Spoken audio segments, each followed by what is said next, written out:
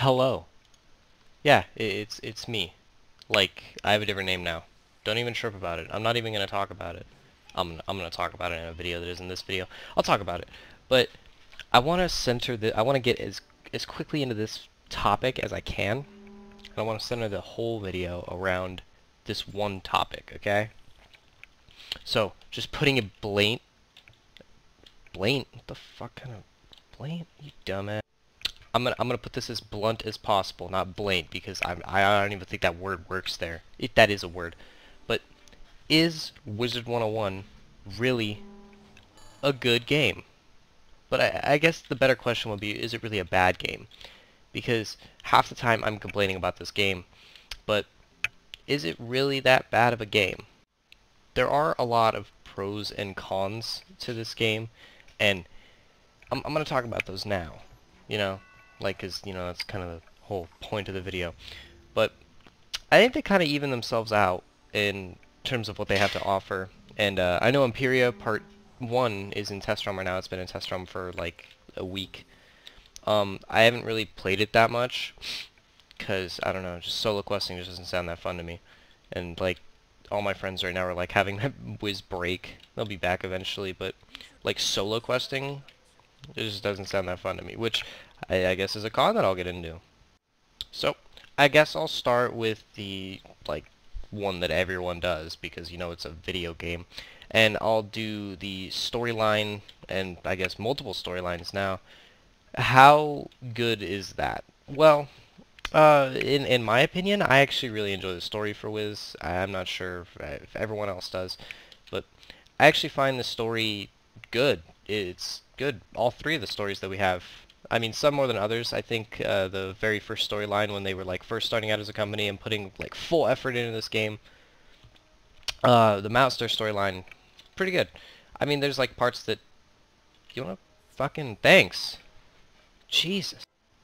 There's parts that didn't make like too much sense. Like we literally did Croc like an entire world just to try and get a book, and like Mouster literally already has the book. I don't even think we see him at all in Croc. So you just sit there and wonder, why the hell am I here? Like, Croc's spoiling this world. But it makes sense when you, like, delve into the story. I think they really focused on the story more than the actual gameplay for the first arc. Maybe a little bit of the second arc, too. But it's a good storyline. Compared to games, like most games now, they focus more on the aspect of gameplay and everything to do after the storyline. And they have like really short stories. Like I'll use Skyrim as an example. One of my favorite games came out in 2011, but the story itself, you can do. I've sped ran Skyrim in about 2 hours, like 2.5. The main story, you could do the Skyrim storyline in like a day. It's really not that hard, and it's not overly good, but it's just not that hard. But everything that comes after that, like a lot of the side storylines and guilds and stuff like that, it's fantastic. Wiz really has a focus on the story more than the afterwards gameplay, like, Darkmoor. They made Darkmoor insanely easy. It used to be challenging. If Darkmoor was exactly how it is now, I would probably have more fun doing Dark. I wouldn't go out of my way to do Darkmoor. Again, that's because all my characters that can do Darkmoor have the gear. But that's besides the point. It seems like the third arc is really focusing on the story more than the gameplay. Polaris was a world that you could do in like 6 hours. I think we did it in like 4 on my myth. But it doesn't take much. Mirage, yeah, it was longer, but it was just longer because it was tedious. It was a lot of weird, pointless fights. But when you actually look at the story, it's insane. And I haven't played much of Imperia, like I said. I'm like level 121 on my fire. I haven't done a lot. But it looks like it's going to be more story focused. And it looks cool. And I guess the next thing I could get into is world design. So, world design, I can cut slack for the first arc because, what did the first arc finish in like 2009 or something like that? I don't know. Really early years of the game, so obviously it's going to look a lot bland compared to worlds that come out now, but graphics in themselves in this game aren't that good, But graphics aren't something to focus on. It's the gameplay aspect you focus on. You don't. I mean, yes, most people get drawn in by a game because it looks good, but if you really break it down, you're not going to play a game that looks good, but isn't a good game compared to the game that looks bad and is really fun. Like Minecraft, for an example. Minecraft is horrible. Roblox is horrible too, graphics-wise, but a lot of people still play it. I'm not one of those people. But yeah, it's just it looks bad, but it plays good. Wiz is kind of the in-between. Wiz doesn't look bad. No, not for the time that this game came out. These graphics are pretty good. Not gonna lie. World design in the first arc wasn't that bad, but comparing it to later arcs have some pretty nice stuff, especially Mirage and some of the cutscenes I've seen for Imperia so far. It's great. They even added new loading screens for Imperia, unless that's just like the beginning or something, but that's fantastic. Pirate does the same thing, except Pirate is the entire game has different loading screens, whereas Wiz right now just has different loading screens in Imperia. I don't know if you guys have gone on the test run, but there's different loading screens in Imperia, and that's really cool actually. I was actually playing through last night. I was in a call with my friend Tyler, and I was like, oh shit, new loading screens, that's really cool. But yeah, as the company progresses and gets more up to date with technology, obviously the worlds are going to look better. But the world design for the first arc, for the time being, wasn't that bad. Dragonspire aesthetically, really cool actually. I know most people don't like it because, well, most people who don't like it is because it's our like 5th time going through Dragonspire. We're just tired of Dragonspire. That's just how it is. If you do something over and over again and you're trying to achieve a certain goal, you're just gonna get sick of it. So that's why I'm looking at this from a perspective of the first time playing through the game. The first arc really has nice looking worlds. Second arc definitely got better. I hate Azteca with a passion, but I have to admit it does look pretty nice. They did a pretty good aesthetic job for Azteca. And it's, excuse me, still raining meteors there, or like ice balls, whatever the hell it is. It's pretty cool. No other world has that. Like the entire world is just Lag City, like Blars. Blars for different reasons. But world design honestly isn't that bad. The worlds do look nice. There is some like downfall though, because after a while playing the game, Wizard City just gets bland. But I've also been playing since the game came out, so obviously it's gonna look bland to me. So that's it. So I'll get into my next topic, which I think we're done right now with like the main storyline with the average player, like questing, world looks, stuff like that. This wouldn't be an MMO if you didn't have to grind. So I guess I'll get into the grind factor now. Really, you don't have to grind for anything until you get about level 60. That's when the first side dungeon comes in that you have to grind for. Waterworks and now Zigzag. There's really nothing before that that you overly have to do for good gear. I mean, like you don't have to do Waterworks if you're trying to max out a wizard, but like the gear is really good. And of course you can craft in Wintertusk a lower tier set of gear. But, you know, most people just grind Waterworks. I was one of those people. When level 60 was max and we needed to do PvP, Waterworks is where you would go and do... Oh. Fuck you too. Anyway, I guess I'll just continue. But Waterworks is where you would go and you would do your grind. And honestly, it was... Yeah, it's tedious and no one's going to say like, oh, I like grinding Waterworks. But it gave me something to work for. And it was fun and pleasing. Like... You just get in a call with your friends and go run Waterworks, try and get your gear, and then, you know, get out. I mean, people still grind Waterworks now if they don't want to go buy Mastery Amulets. Same with Tower of the Elephant. That's basically all you grind Tower of the Elephant for. Lexicon Blade and the ring that they sell, really, you don't have to grind for. It's not that good. You can buy, like, other stuff and just get through. Am I fucking stuck on this pumpkin? What? That's stupid. Speaking of pumpkins, that's another thing I didn't cover, but, you know, every MMO does it. Like, a holiday season, they decorate for it. Wiz looks really nice for Halloween. They have all the side areas. It's really cool. But they've had the same stuff, like, the entire time the game's been out, so it's not really that much. But then, finally, came Grind City, and we had Darkmoor.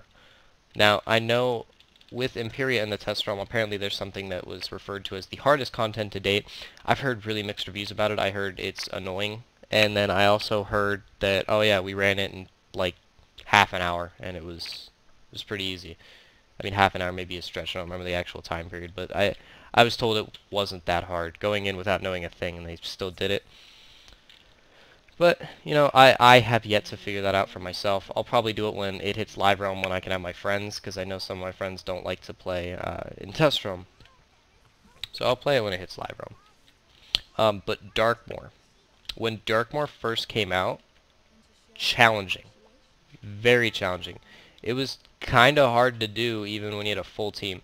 If you had a full team of randoms, fucking, it was so annoying. People would leave when they didn't even see the right schools. It's like playing Overwatch competitive when someone takes their character. They just leave. And it's stupid and dumb. I don't like it. But people did that because it was so hard and you needed someone, like you needed a specific school help.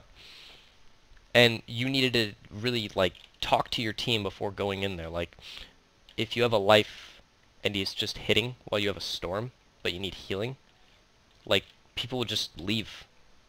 I was one of those people that would just leave because it was hard. I'm not saying it was like good, like hell yeah, I deserved to leave, but it's what it was. It was hard.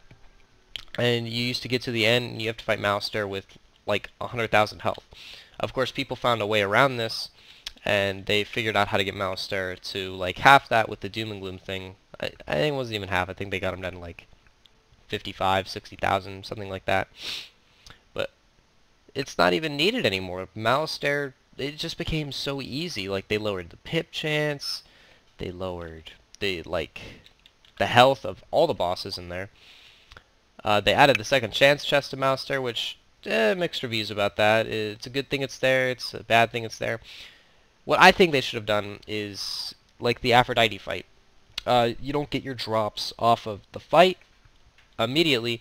You get your drops off of the chest that you open up after the fight. I think if they did something like that instead of a second chance chest where you could just constantly sit there and reroll, it would still be a little bit more grindy. Because that's what an MMO is supposed to have. It's not supposed to have something easy that you can grind gear for. It's like the best gear in the game. It's supposed to have something that you're going to have to go through like a long time, long process, hard work to maybe get.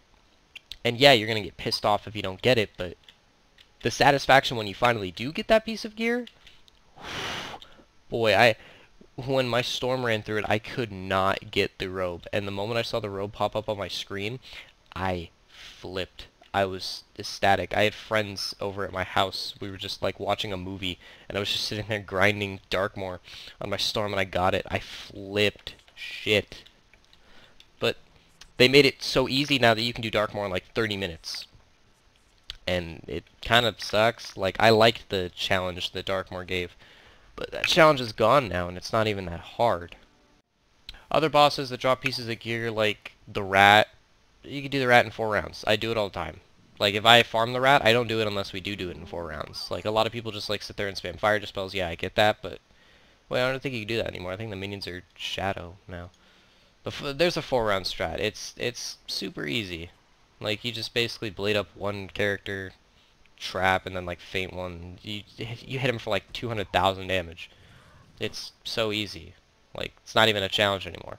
Yeah, it's really hard to get the amulet still, because it's long and annoying. Same with Morganth, but Morganth also has a second chance chest, and I think they increased drop rate on amulets. All I know is I've gotten amulets more frequently from Morganth. Like my Myth and Fire, I got in like the same run. So, it's really not that tedious. Old Cobb drops nothing of use, and all the shadow bosses there, again, you can kill them relatively quick. They don't have much cheats. And the only thing worth farming from them is like the boots for like crit sets. So it's not even like needed. Let's see, Omen. You don't really have to fight Omen. What does Omen drop? A deck and some cool wings and some mounts. You don't have to fight Omen, but that fight's not hard, it's just tedious. You literally have to kill a sentinel that has 99,000 health before you can do damage to anyone else. So, it's like stupid and annoying. Not really hard, just tedious, long. There's no second chance chest, but, you know, whatever. So, I guess I'll get into the next 2 topics. Pet training. Oh my god. Okay? Look at this. This took me forever to get. And this is even exactly what I wanted. But, you know, it's kind of cool because I can stock it whatever dealer I want on. But pet training is a complete luck RNG-based thing. And it's stupid. It's annoying. Your pet will fail more times than it will succeed. It is dumb. Everyone says it. I'm sure you've all seen Jay's rant video on Wizard101, but it's true. There needs to be like a reroll system. Like if you get a talent you don't want, throwing crowns, reroll, get that talent, get another talent. It'll help so much. Like I don't understand. It'll just help. I can't tell you how many times I've taken a pet to Mega for like proof, and then it just doesn't get proof. I actually had a pet that I needed to take to Mega for proof, and then it gave me Defy. It like basically like stuck up a middle finger in my face. It tried to get me to suck on its... But you get the point. It's just, it's horrible. It's RNG based. It's literally, I've seen people just not want to play the game because they know they have to make a pet. Like, except unless your name is Shane. You know, Shane, if you're watching this, stop making pets. Just stop. You just make pets because you're bored. It's stupid. But not only is training pets a long and hard process, you have to get snacks to train pets, and you have to garden, you have to level up garden. Yeah, it's a grind, but it's a grind for bullshit. And it's not fun. And it's completely luck-based. And it sucks. It sucks so much. Sometimes I dread making... Literally the reason I haven't made a side account yet to do like other level PvP is for the fact that I don't want to remake pets. I don't want to go plant shit just to get pets. It's honestly so tedious and so stupid.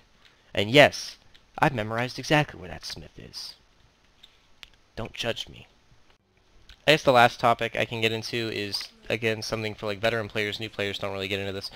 But PvP. Oh. Now this is a basket case you don't want to open. Okay. PvP. Normally PvP, I have to take my hands off my keyboard and cover my face for this. Normally PvP in other games is completely based on skill. You won because you were a better player. Nah. Nah. I'll admit, you need to think about what spells to put in your deck and what to use in the right situations. But anyone can do that. Anyone can realize what school they are, look at their pips, and think what they can do, and just try and be like, oh, I'll do this. No. Oh my god. In Overwatch, I've played a lot of Overwatch competitive lately. In Overwatch, you win and your team wins because you all are the better players, and that's why you won. Not because of some luck stuff. You won because you were better than the other team. You had better team communication. You were a better player. Like, you were a better, like... Did I not talk to someone? Oh, you dick. But no, in Wiz, someone can beat you because they were a different school than you, and they were first. Like, if you're Storm, you're second to an Ice, and that Ice started off with, like, a Shadow Pip, I'm sorry you lost. Like, there's no way around that. You're getting hit first round for, like, 2,200 damage with an Abominable Weaver from a school that's supposed to suck. And not to mention they have 8,000 health compared to your 5,000. And as the levels go up, so does their health. Right now, like Polaris Part 1, I don't know if there's new gear yet. I don't know if that new dungeon drops new gear. But if Ice uses the same gear they used like last update, they easily have like 8,400 health. Compared to a Storm's like 52. You have 5,200 health. And you're second, and that thing got a Shadow Pip. I don't know what you can fix to make this not as broken. I mean, you can nerf the hell out of Ice. You can decrease an A-bomb shield to 50. You can decrease the damage. You can decrease Ice's health. Literally, Ice is 1,000 health above whatever the next school is. Is it? Hold on. Yeah, it's like 1,000. I've seen lifes with like 7,200, and that's like the farthest I've seen. It's 1,000. It's 800 to 1,000 health above whatever the next one is. Normally to the 500 increase. And same with Storm. Storm is 5,000 health. The thing below it is Fire and Myth. They're both neck and, or the thing above it is Fire and Myth. They're both neck and neck. They have 6,000 health. You're gonna need if they just increased Storm's health by like 500 or 600, I feel like Storm would be more viable in PvP. Right now, Storm is like low tier PvP. Like, it's not even on the same charts. Yeah, there's Storm Warlords, but it's literally because they won luck based. They hit a wild bolt, it happened to hit max and crit, did fucking 2,400 damage, and then they just get a Shadow Pip and like hit again, another wild bolt, hit max. Why am I even in the bazaar? But you win because it's luck based. Being Warlord right now means nothing. Being Warlord just means, yeah, I was luckier than the other guy this amount of times. And it's like dumb. Yes, there's a reason some players are better than others because they have like a better deck setup. They know what they need. But if you just sat down and thought for 5 minutes of what you need, you can also be quote unquote good. You know what I mean? School balance, it's horrible. PvP, oh my god. Turn-based? When they introduced the turn-based tournaments, I think that was fantastic. I tried it out, I'm like, wow, you know, if this was implemented in like actual PvP, this would be great. Another thing with PvP that I've always thought, I've talked to my friends about this for like 3 years now, or however long tournaments have been in. If they had different ranked PvP, like, you know how you go to the book to sign up for just ranked PvP? If they had the same thing, but like all around the arena, there's enough space in the arena for this. Or maybe just put it in one book with different like layers. Quick match 1v1 ranked, quick match 2v2 ranked. You know, you see what I'm getting at? Classic 1v1 ranked, classic 2v2 ranked. If they just did that, yeah, it would kind of maybe take forever to find a match if you're like not in a quick match, but you really like classic. I know a lot of people don't like classic, so it may be harder to find a match for that, but it would be so much fun. Like, yeah, I know I'm talking about a skill-based PvP, and quick match is anything but skill-based, but if they just had your average ranked 1v1, regular ranked 1v1, then they had a turn-based ranked 1v1, a quick match ranked 1v1, classic ranked 1v1. I don't know what happened to the double schools, but like the moment the tournaments became available with gold, they just got rid of like the like Ice and Fire 2v2 and the Life and Death 2v2. What the hell? Those were really cool. But you know, that's another time for another video. So far, these are all the problems I see with Wiz, and these are all the problems I see complaining. And I guess my ultimate decision is Wizard101 a bad game? No. I don't think it's a bad game at all. Actually, I think it's one of the relatively good MMOs that are still out there. It just has a lot of problems for veteran players. If you're a brand new player and you're playing this, then you're like, it's amazing going through your first time in the game. It's actually really fun. Of course, I say this as I'm going through the game again on like a side character. And I don't know if you guys have been watching this, but like I've literally been just questing. Like started in the first quest in Unicorn Way and killing Black Hope. That's besides the point. This is not my first time going through the game. And honestly, I just want to do it, get it done with, so I never have to do it again. But a brand new player going through and experiencing all these things, it's really fun. It's different. There's really nothing like this game, to be honest. I can't really explain why there's nothing like this game, but there's just nothing like this game. All around, would I recommend someone who's never played Wizard101 to play Wizard101 before? Yeah, give it a chance. I'm sure you'll find something about it you like. You know, there's got to be something about it you like. It's not a bad game. Where the fuck is my robe? Where are my boots? Alright, but I'm gonna stop rambling before I like completely get off topic and start talking about something else.